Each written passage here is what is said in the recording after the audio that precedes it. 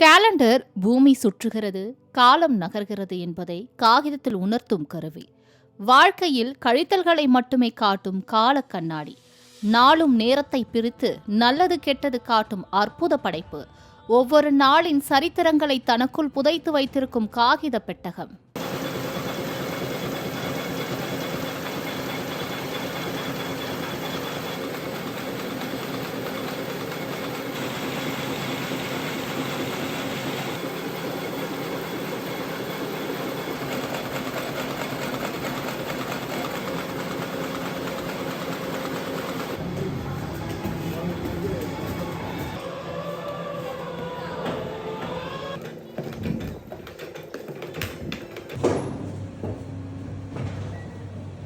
இன்றைய டிஜிட்டல் உலகத்தில் கணினி மற்றும் அலைபேசிகளில் நாட்காட்டிகளை பார்த்து தேதியையும் கிழமையையும் அனைத்து தரப்பினர்களும் தெரிந்து கொண்டாலும் அவரவர் வீட்டில் தொங்கவிடப்பட்டுள்ள காலண்டர்களில் தேதி கிழிப்பதென்பது குழந்தைகள் முதல் பெரியவர் வரை மேற்கொள்ளும் ஒரு வாடிக்கையான நிகழ்வாகும்.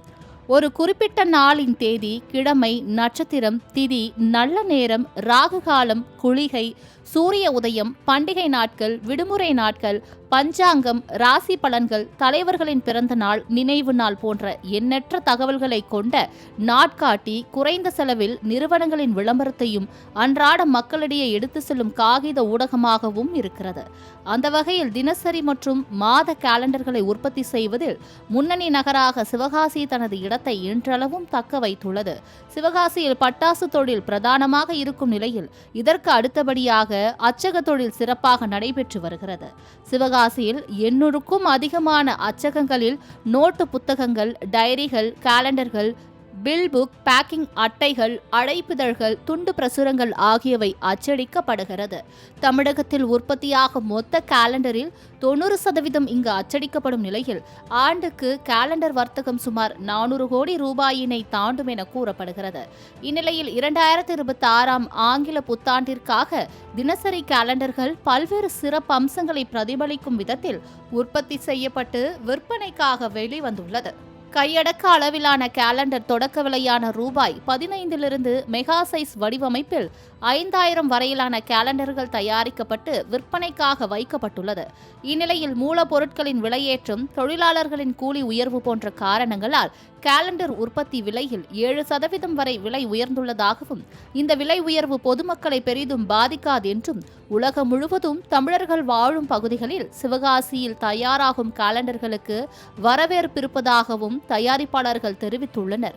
எதிர்வரும் 2026 சட்டமன்ற தேர்தலுக்கான காலகட்டத்தில் அரசியல் கட்சிகளின் கேலண்டர் தேவை கூடுதலாக இருக்கும் என்பதால் அதிகமான அளவு கேலண்டர் ஆர்டர்கள் வரும் என எதிர்பார்ப்பதாகவும் புதிதாக பல்வேறு அரசியல் கட்சிகள் களத்தில் உதயமாகி உள்ளதால் ஜனவரி மாதம் முழுவதும் கேலண்டர் உற்பத்திக்கான பணிகள் நடைபெறும் எனவும் அச்சக உரிமையாளர்கள் தெரிவித்துள்ளனர்.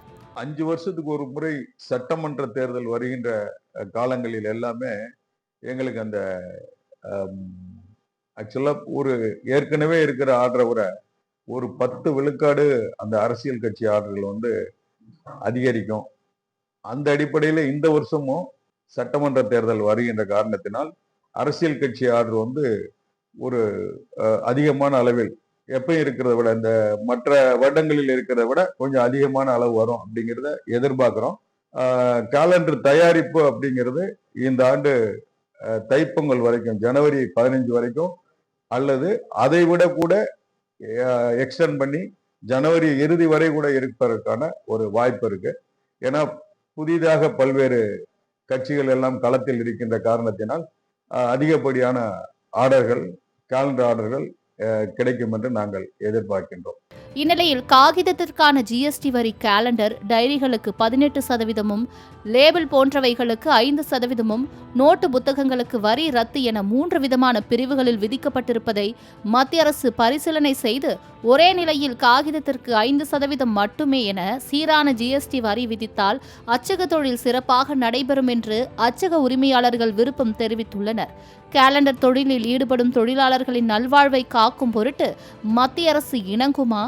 மாலை முரசு செய்திகள் தொலைக்காட்சிக்காக சிவகாசி செய்தியாளர் குமாருடன் நந்தகுமார்.